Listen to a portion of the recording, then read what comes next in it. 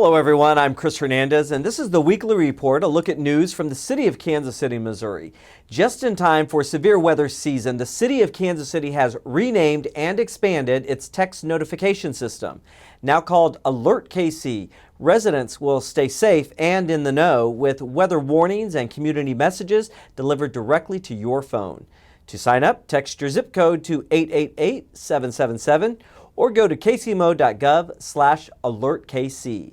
You'll provide your street address along with a phone number and or an email address to receive notifications. Subscribers may then choose which information they wish to receive, such as alerts, advisories, and community messages.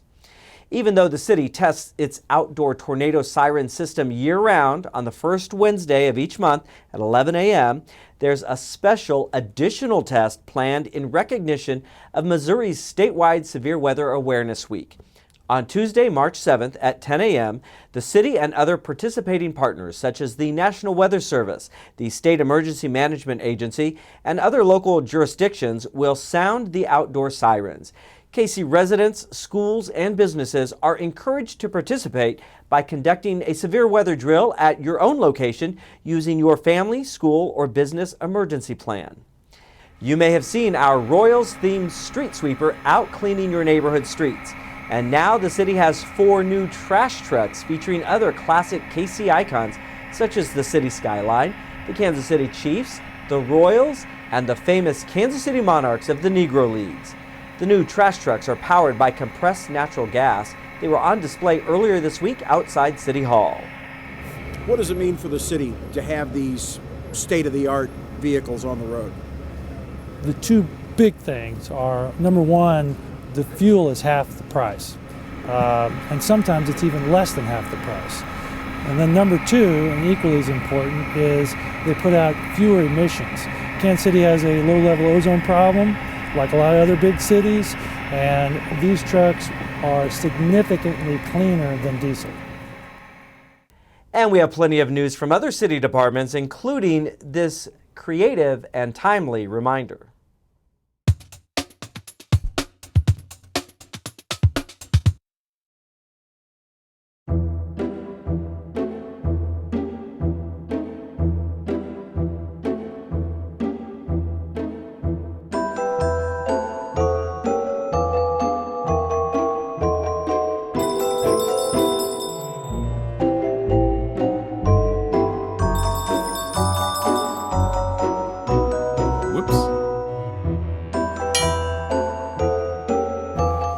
When you change your clock, you change your batteries, and remember, there's no such thing as a smoke detector fairy.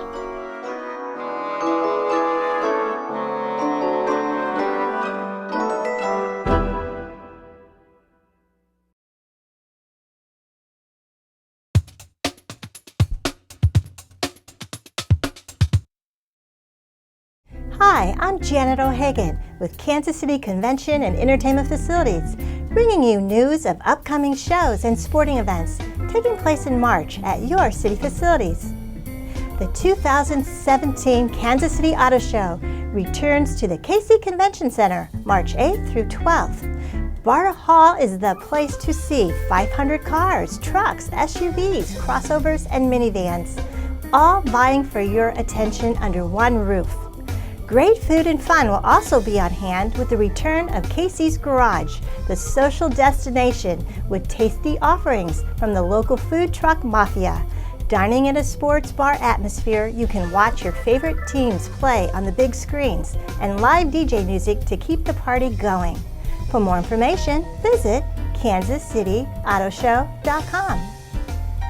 Spring Madness is back at the historic Municipal Arena, starting off with the 2017 Mid and Women's MIAA Basketball Tournament, March 2nd through March 5th, followed by the 80th Annual Buffalo Funds NAIA Division I Men's Basketball National Championship, March 15th through the 21st.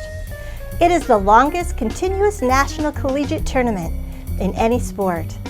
Great family fun with 32 teams over 6 days and 1 champion. For tickets and game information, go to miaa.org and naiahoops.com. A Kansas City tradition for 69 years, the 2017 Home Show springs into Bartle Hall, March 17th through 19th. The show offers an exciting blend of new and familiar faces to help homeowners get a jump start on their spring home and garden projects. Meet Jonathan and Drew Scott of HGTV's The Property Brothers at the VIP event, and Carl Champley, winner of Ellen DeGeneres' Design Challenge and star of DIY network show Wasted Spaces. For ticket and event information, go to kcmo.gov. Broadway Across America brings Beautiful, the Carole King musical, to the Kansas City Music Hall, March 28th through April 2nd. Beautiful tells the inspiring true story of King's remarkable rise to stardom, being part of a hit songwriting team to becoming one of the most successful solo acts in popular music history. Along the way, she made more than beautiful music. She wrote the soundtrack to a generation. For additional information, go to Ticketmaster.com or walk up at the Municipal Box Office. To learn more about events taking place at Kansas City's convention and entertainment facilities, visit kcconvention.com and click on the events calendar or call 816-513-5000. Down the toilet or down the drain. When you're done with dirty water, you want it gone. At KC Water, that's our duty. It's number 1 and number 2 on our minds all day. That dirty work is why KC Water returns your wastewater to the Missouri River cleaner than we found it. Let's take a little spin and show you how water works. After you finish your business in the bathroom, KC Water's work is just getting started. Wastewater leaves your house and goes through miles and miles of sewer pipe to one of KC Water's 6 wastewater treatment plants that treats an average of 72 million gallons of wastewater every day. When wastewater arrives, the pre-treatment removes rocks, trash, and other debris. Then, fine sand is removed before the water flows to primary clarifiers, where most of the larger solids are separated. The remaining dissolved solids still need to be removed through a biological process. Next, it's time for water to be disinfected. Bleach is added to the water as it leaves the clarifiers. Finally, bisulfite is added to remove any bleach, and samples confirm that the water is perfectly clean. The pristine water is released back into the Missouri River, our natural resource that guarantees us a constant source of water. KC Water takes pride in the mighty Missouri and monitors it constantly for any adjustments needed to our treatment. But what happened to the solids that got separated from your wastewater? They go on to the solids process. They get pumped into a holding tank where they are mixed and ground up over and over again. From the holding tank, a portion of the solids are sent to the belt filter presses to be dewatered. The dewatered cake is then pumped into the incinerator to be burned to ash. The remaining portion of the solids are pumped from the holding tank to the digester, where they are broken down into biogas that goes on to the recovery system, or liquid that is pumped into lagoons, where they wait to be used as fertilizer for corn and soybeans and turned into cattle feed or ethanol. So there you have it. That's what happens after you flush the toilet.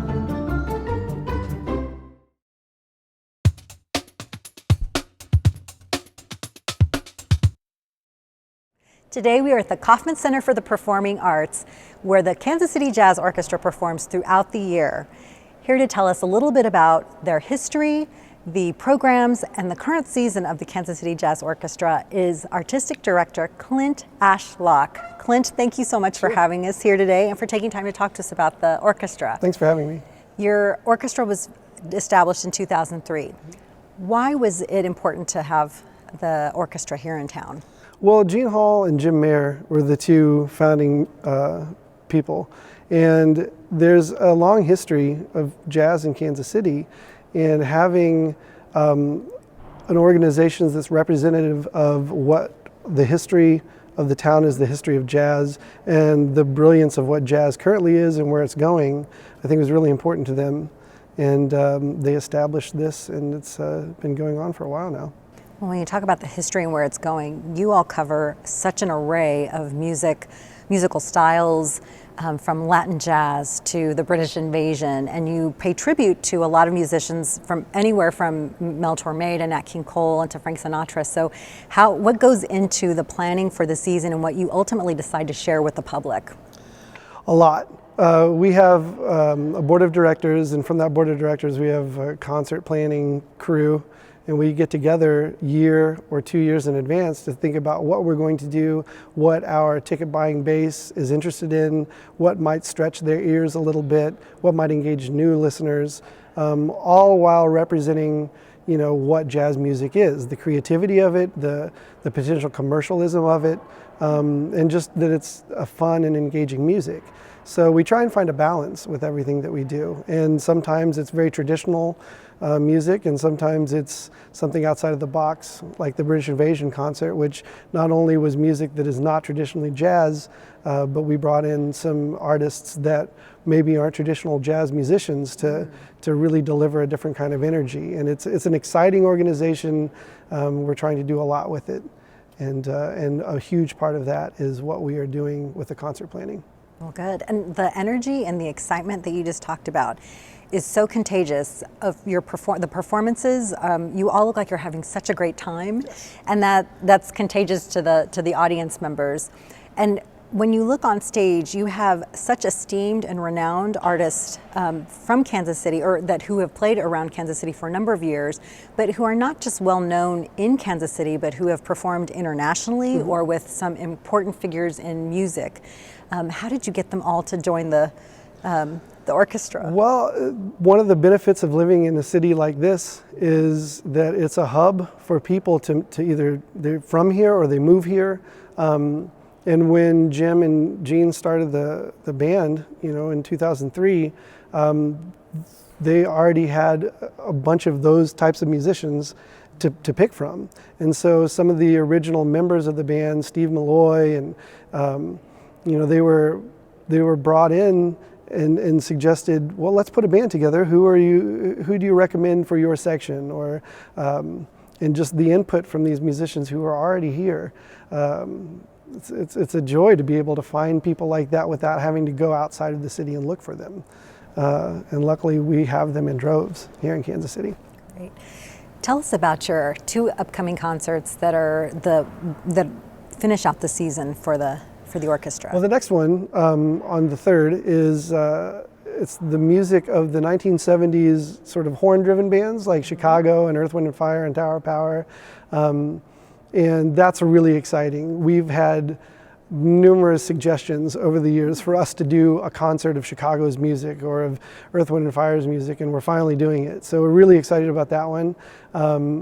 What sort of the premise is we take the songs that those bands made famous, and myself or some of the other musicians in the band will arrange those songs. So we have brand new, never before heard arrangements for people to hear that still pay tribute, and an homage to what those bands were about. So it should be exciting and energetic and pretty rocking on that one. And then on a different level, our April concert is celebrating the music of Miles Davis and John Coltrane, 2 of the most luminary figures in jazz history.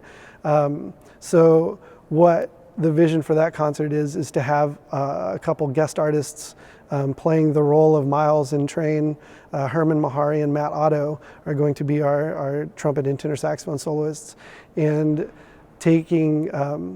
basically creating a suite of music that they made famous, Around Midnight, Stella by Starlight, the whole kind of blue album, and intertwining those sounds with a big band, a lot like, hopefully, like Gil Evans did with the Miles Davis recordings back in the 50s. And so pretty excited about that one too. Excited about all of them, well, absolutely. Yeah. What about education? I know it's an important part of your mission. So not only do you perform here at the Kaufman and Hellsberg Hall, but you also have programs and you have scholarships for the next generation that you're also trying to nurture and support. Can you tell us a little bit about that? We're consistently trying to further that educational mission. It's something we spend a lot of time on in meetings and retreats. we work pretty closely with the Tony DePardo Foundation to provide tickets and scholarships and things for students. Education, especially music education, is so important, especially now. And we're trying to cultivate just a place where people can learn about this great music and culture and art and themselves. How would people go about finding out about your recordings, your programs, and your concerts? Well, aside from social media presence, our website, which is kcjazzorchestra.net, it's pretty inclusive of what we have, and ticket information, recording information can all be found there. Great. Well, thank you so much for all that you do here at Hellsberg Hall, but also out in the community. My pleasure. The Neighborhood Tourist Development Fund supports local nonprofits that bring cultural, social, educational, and recreational activities to our area.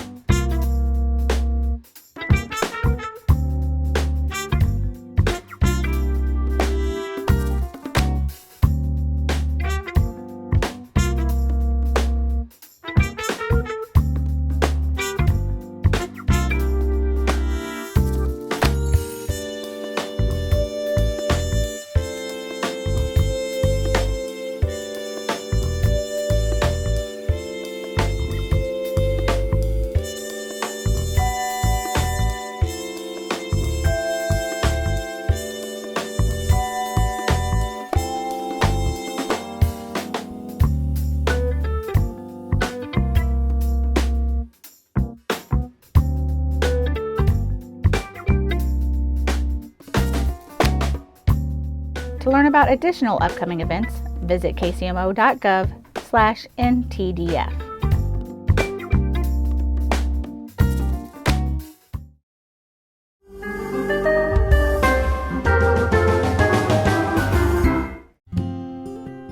Ever wonder how the city of Kansas City, Missouri puts together its budget each year, or how you can get involved in the process? Before the budgeting process even begins, City Council members collaborate at an annual meeting to re-examine and amend the city's goals and priorities, which are outlined in KCMO's citywide business plan. The city relies upon this 5-year business plan to provide the big picture needed to help guide decisions made each year during the budget process, a process that has 4 steps. First, a number of public meetings called resident work sessions are held throughout the city in mid-September to early October. The city's budget office uses these meetings to not only educate those interested in the budgeting process, but also to give residents an opportunity to tell their elected officials what city services are most important to them. Next, city departments create and submit their own desired budgets to city management and the finance staff. Over the next several weeks, these administrative offices discuss department proposals and make decisions on what to include, keeping in mind the need to maintain a balanced budget, which is a legal requirement set forth in the city's charter.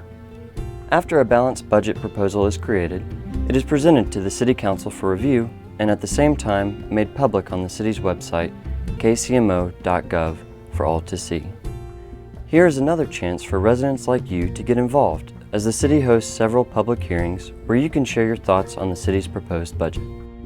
The budget hearings will take place on Saturday, February 18th at the Mohart Multipurpose Center, 3200 Wayne Avenue, Saturday, February 25th at Woodneath Library, 8900 Flintlock Road, and Saturday, March 4th at Southeast Community Center, 4201 East 63rd Street. All 3 hearings will be held from 10 a.m. to noon. The final step in the budgeting process occurs when the budget gets approved at a City Council meeting and goes into effect on May 1st. This approved budget remains in effect until April 31st of the coming year. The City of KCMO values the input of residents all throughout the annual budget process, as it continues to provide outstanding services to all Kansas Cityans.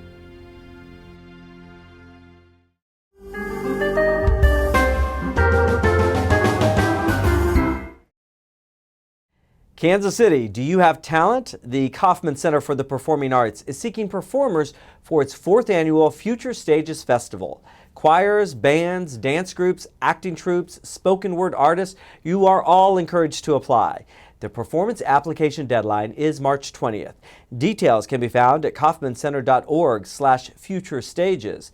This free festival will feature more than 600 youth performers in 27 acts on Sunday, June 25th from 11 a.m. to 4 p.m. KCI rolled back the clock last week as Southwest Airlines celebrated 35 years of service at the Kansas City International Airport. We're here today because Southwest Airlines is celebrating their 35th year in KCI. They've been here since 1982, started with 6 flights, and now they're up to over 80. It's a great partnership between us and Southwest Airlines. They're announcing new flights as we speak. One to Austin next month, one to Pensacola, Florida in June. So it's a great partnership between the city and Southwest Airlines, as they're our lead airline with the city. They have the most market share, 50%, and they have the most destinations served. The airline also announced some new routes, including a direct flight from Kansas City to Austin, Texas. Residents are invited to participate in the Shoal Creek Valley Area Plan meeting at 6 p.m. on Thursday, March 9th at the KCMO Regional Police Academy, 6885 Northeast Pleasant Valley Road. Area plans are being prepared for 18 different geographic areas of the city.